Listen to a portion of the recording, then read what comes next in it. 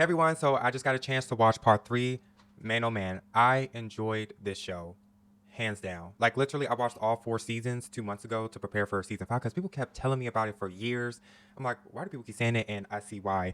Um, wow, I will say there was a scene that I enjoyed. I don't know if people realize actors Caleb McCollin as Lucas and Anthony P. Jenkins as Joshua. They were both brothers in the film The Deliverance. I really like how they showed in the season like the connection with those two. Him, taking him from that thing and pulling the thing out his mouth, and trying to save him from the Demogorgon. So I really like that. I really like how they played that in. We do get to see him one last time. I'm not gonna tell y'all when for those who have not seen part three. Let's see. And yeah, I was seeing some things about the Will being gay. I was paying attention in season four. I know a lot of people don't like going back and rewatching everything, but because it was fresh on my mind, I've always say this. I think Will had a crush on Mike, and I think that coming out part when he was like, there's someone he was saying something along the lines of there's somebody he liked and he knew it wasn't going to work. And the camera panned over to Mike, but I don't think they wanted to have him like like the character to be like, oh yeah, I like Mike, because then that would throw off the whole chemistry. Because if you watch part three, you start to understand why. Man, this showdown was really good, really good. It showed everyone's strengths and how everyone was able to work together. Please do not believe the videos and all that about the Rotten Tomatoes dropping due to the fact Will came out. I mean, for crying out loud, Netflix literally crashed when everyone was rushing to go see it at 8 o'clock. Like I literally saw an article come up, and I was just getting out. I was literally just getting up from a late afternoon nap, and it was like, oh yeah, it crashed. So wow. All right, so it shows here that the Rotten Tomato score is currently at a 86% and the popcorn meter is at a 55%. Now, please keep in mind that some of these reviews that are on here is before part three even came out, and people are bombarding the rating system, so that also is causing a drop. Some people complaining about the acting, some complaining about the CGI, some complaining about the plot armor. Me personally, from someone who just watched 1 through 4 and then actually being near the highway is crazy, loud ass sound. um my God, I almost lost my train of thought. Yeah, they were saying way too much plot armor, and I do see that some people were expecting, certain people to die, ended up living. I'm not going to spoil to you who actually dies in here, but what I will say is I enjoyed it. Um, Now, I don't think it plummeted because of gay. Now, unless somebody went far and wide and saw like a one comment or went somewhere else to read reviews, but there's more complaints about other stuff than the homosexuality aspect of things. I will read one review because this is interesting. I have loved this series from the start. Not as keen on season three as much as the others, but the episode "The Bridge" from season five describes 20 minutes spent having an obviously gay character come out to his friends during a critical moment was lame. I'm Gen X and grew up when these kids grew up. Yes, coming out would be a major event in anyone's life during that time, but audiences in 2025 don't give a toss. The scene was born. Will was so powerful in the episode "The Sorcerer," and then you take it back and make him a sniveling wimp again. Bad writing, and I'm not as pumped for the finale as I could have been. Dropped two of this season with a total five because nothing happens. Someone posted that for the last part three. Um, Most of this could possibly be true. Look, for those who didn't pay attention to season four, when he went to Mike and was like, you're spending all this time with Elle, you're not giving me any attention, and it's like, but y'all going through puberty stages, and he likes girls and he loves her, so it would make sense that he spends time with her. I mean, y'all see each other every week. How much more time do you need? And the whole van part when he was just sitting there crying outside the window, Mike looked at him like this.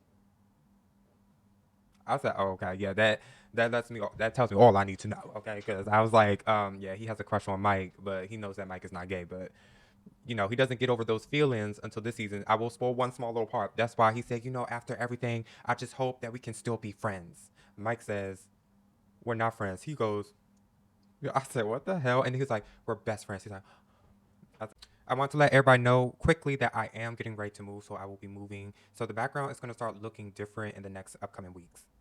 But yeah, I am excited to see what the future holds for all these actors. Oh, and I do see here that Sadie Sink, who plays as Max, I see she's going to be in Spider-Man Brand New Day. Okay, but speculated that she will most likely be playing as what is that girl's name?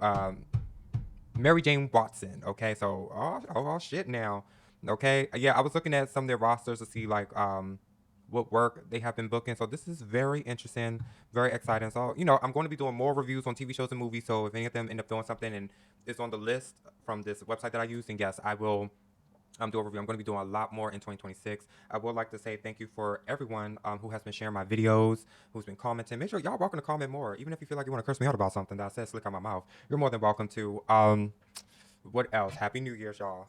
It is 2026 because by the time I upload this video, it will be 2026. Yes.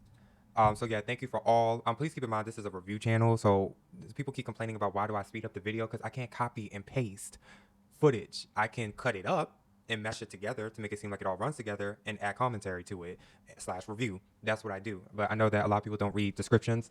But hey, it's I do these because there's so many movies and TV shows that come out that everyone does not know. I mean, we got over 20 different streaming services. Some are integrating. I got my alert on my phone about Hulu deadline, so prepare for that, and most likely prepare for an increase in Disney Plus prices for some odd reason. But yeah, yeah, I do reviews because a lot of people don't know what something came out. Like, I'll talk to someone about it. Be like, well, you have a pet. You should watch the movie Fix. And then you'll see someone comment, like, oh my God, this is hilarious. I'm going to watch this. All right, so before I go, I forgot to mention the Duffer Brothers that brung, Stranger Things to Netflix. It seems they were trying to do an adaptation of the novel called The Talisman. But it seems that that project has been officially canceled by Netflix despite the amount of numbers and millions and millions and millions of views. I'm talking about over 20 million, per season. I think the highest I saw was like 60 million for something. Shoot, they even caused Netflix to crash today. So it seems that the Duffer Brothers are set to leave Netflix for Paramount, a move that's expected to happen in April 2026. 2026, we're about to see a streaming shakedown, okay? I don't know how this is going to play out.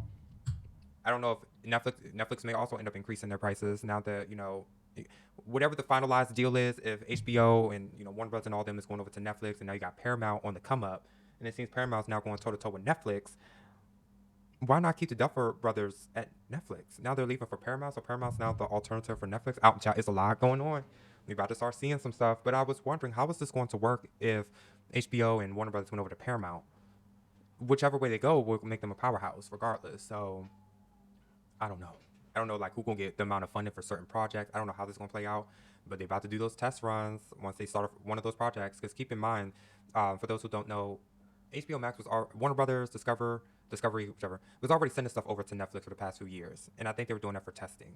Even Aquaman and Blue Beetle ended up Aquaman 2 to be precise, and Blue Beetle were also on Netflix this winter. I've seen a lot coming over here from HBO Max, so we'll have to see how 2026 plays out. But yeah, I definitely feel like I should wear glasses more. Wow, I almost look like a different person. It's giving very much like Kent. The fuck? But yeah, outside of that, I enjoyed it. I hope you all enjoyed it. Prepare for 2026. I will be uploading more shorts, more videos. I already got my calendar of stuff that's coming out next week. I even had to write too many shows coming out for next week because there's too many shows coming out for next week. I'm looking forward to that Valkyrie and Punisher TV show. What is it called? His and Hers or something? Something like that. But yeah, stay tuned. And yeah, if you haven't done so already, and again, thank you for all that has been sharing my videos. Hundreds of shares even before I did shorts. Thank you. I really wish I could go to every single person that shared my stuff. I really wish I knew where people were posting it, but hey, it is what it is. But make sure you hit that like button, and you're welcome to leave a comment. And if you haven't done so already, hit that subscribe button. Happy New Year's. It is 2026, y'all. Let's get ready.